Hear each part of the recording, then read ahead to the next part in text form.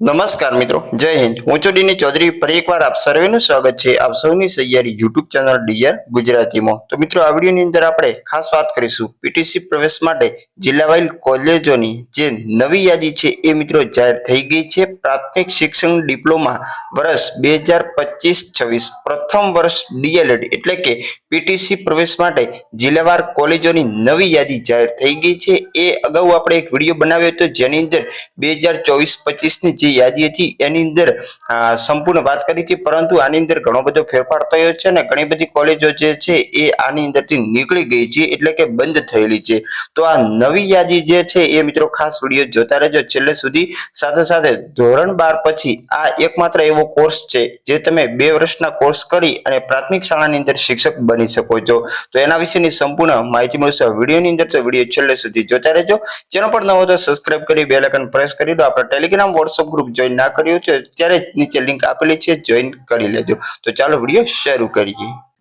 તો મિત્રો, આજે તમે યાદી જોઈ શકો છો પ્રાથમિક શિક્ષણ ડિપ્લોમા વર્ષ 25-26 ની નવી મિત્રો યાદી છે। પ્રથમ વર્ષનો જે પ્રવેશ પ્રક્રિયા અત્યારે મિત્રો ચાલુ થઈ ગઈ છે એની આ જિલ્લાવાર યાદી છે। એની અગાઉ આપણે જે જિલ્લાવાઇઝ યાદી જોઈ હતી એની અંદર 105 કોલેજો હતી, જ્યારે આ હવે મિત્રો નવી યાદી છે જેની અંદર 10 કોલેજ ઓછી થઈ ગઈ છે અને 95 કોલેજની યાદી આવી છે, જેની અંદર નીચે કૌંસની અંદર તમને માધ્યમ પણ લખેલું જોવા મળશે, ગુજરાતી માધ્યમ, હિન્દી માધ્યમ, સિંધી, ઉર્દુ, અંગ્રેજી જેવી અલગ અલગ માધ્યમની કોલેજો છે। અને બાજુની અંદર તમને પ્રકાર પણ લખેલો છે, જે મિશ્ર છે એમાં પુરુષ અને મહિલા બંને ફોર્મ ભરી શકશે।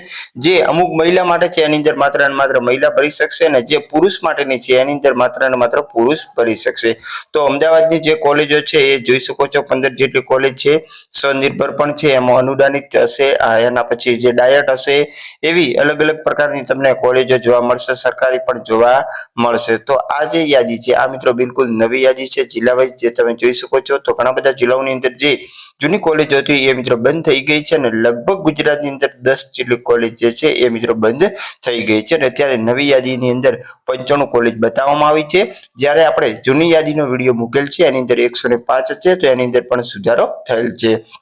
તો મિત્રો, આ રીતેની કચ્છની અંદર પણ જોઈ શકો છો જે અનુદાનિત મહિલા માટેની કોલેજ છે, મહીસાગર છે, મહેસાણાની અંદર, પછી નર્મદાની અંદર એક કોલેજ છે જે મહિલા માટેની છે, નવસારીની અંદર એક કોલેજ મહિલા માટે છે। તો ઘણા બધા જિલ્લાઓની અંદર મિશ્ર કોલેજો નથી અથવા પુરુષો માટે નથી, તો એ દરેક જિલ્લાની અંદર પણ અલગ અલગ ફોર્મ જઈને ભરી શકશે। એવું નથી કે તમે એક જ કોલેજમાં ફોર્મ ભરી શકો, તમારી જેટલી ઈચ્છા હોય એટલી તમામ કોલેજોની અંદર તમે ફોર્મ ભરી શકો છો। આ જોઈ શકો છો જે છેલ્લે મિત્રો વલસાડની અંદર ડાયટ કોલેજ મહિલા માટેની છે।